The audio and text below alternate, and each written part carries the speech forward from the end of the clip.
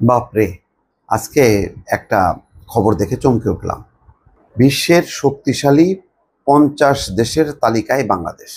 তার মানে বিশ্বের যেই শত শত দেশ আছে, তার মধ্যে ৫০টা দেশ শক্তিশালী।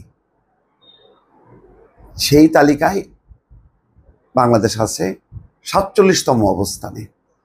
এটা ইউএস নিউজের তালিকা। এটা হলো যুক্তরাষ্ট্রভিত্তিক সংবাদ মাধ্যম। এটির এই সংবাদ মাধ্যমের ওজন কতটুক সেটা আমি ঠিক বলতে পারবো না, কিন্তু খবরটা যারাই দিক না কেন বাংলাদেশকে যে নজরে এনেছে এটা কম কি। এগুলি হলো প্রেরণা। আমাদের এই খবরটা যদি আমাদের আপার আমলে প্রকাশিত হইতো, খাইছিল, বলতো যে সমস্ত কৃতিত্ব শেখ হাসিনার।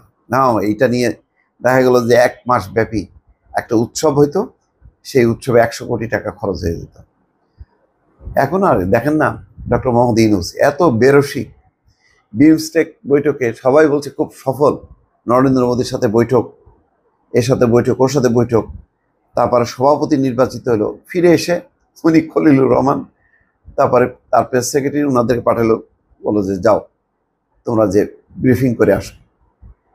ওনার এই ফাত্রার সময় নেই, ফাত্রামি করা, সাংবাদিকদেরকে নিয়ে মজমা বসানো, ওই সময় নেই। ওনার পক্ষ থেকে যা বলার প্রেস উইং বলছেন। আর আমি নিজেও দেখছি যে প্রেস উইং খুবই অ্যাক্টিভ। ওনারা যে কোনো কর্মকাণ্ডের সাথে সাথে আমি আমার হোয়াটসঅ্যাপে এতে পাঠাই দেয়, ছবি টবি সহ একেবারে খুব এত গতিসম্পন্ন প্রেস উইং আমি দেখিনি, খুব দ্রুত। থ্যাংক ইউ এটার জন্য। যাই হোক, এটা অন্য প্রসঙ্গ। এখন যে প্রসঙ্গটা সেটা হচ্ছে শক্তিশালী ৫০ দেশের তালিকায় বাংলাদেশের নাম আসছে। যুক্তরাষ্ট্রভিত্তিক সংবাদ মাধ্যম ইউএস নিউজের করা তালিকায় দেখা যায় বিশ্বের শক্তিশালী দেশের তালিকায় ৪৭তম স্থানে রয়েছে বাংলাদেশ। এক্ষেত্রে বাংলাদেশ পেছনে ফেলেছে আয়ারল্যান্ডের মতো ইউরোপীয় দেশকেও পেছনে ফেলে সামনে আছে। এটা হয়তো অনেক ক্যাটাগরি মিলায় একটা তারা সেই পরিমাপে পরিসংখ্যানে চলে আসছে বাংলাদেশের নাম।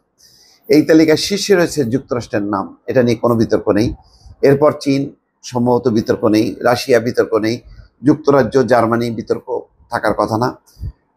পত্রিকাটি জানায় যেসব দেশ বৈশ্বিক নীতি নির্ধারণী পর্যায়ে রয়েছে এবং অর্থনীতিতে জোরালো ভূমিকা রাখে তাদেরকে ধরা হয়েছে।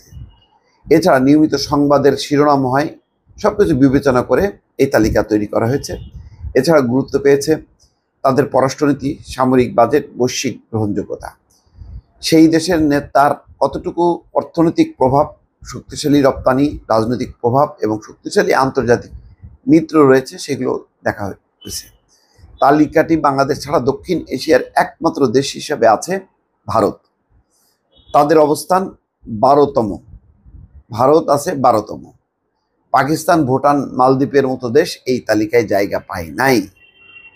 এটাকে ফেলে দেওয়া যাবে না। যেই ক্রাইটেরিয়াতে তারা বাংলাদেশকে নির্বাচিত করুক না কেন, সেখানে বাংলাদেশ একটা ফ্যাক্টর।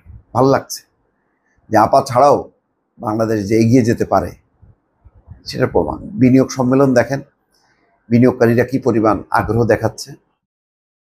এটা এই কন্টিনিউশনটা ধরে রাখতে পারলে ওই আপার মতন ১৫ বছর লাগবে না, ৫ বছরেই বাংলাদেশ মাথা তুলে দাঁড়াবে এবং অত্যন্ত শক্তিশালী একটা দেশে রূপান্তরিত হবে। এখন কতখানি এটা সম্ভব হবে, এটা আমাদের আবার সেই তহিদি জনতা যেইভাবে ভাঙচুর, বিক্ষোভ, হামলা টামলা করতেছে, এগুলি যদি বন্ধ না করে তাহলে ১২টা বাজবে আর কি। আর যদি এগুলি নিয়ন্ত্রণ করা যায়, ইনশাল্লাহ আগাবে। ভালো থাকবেন। আল্লাহ হাফেজ।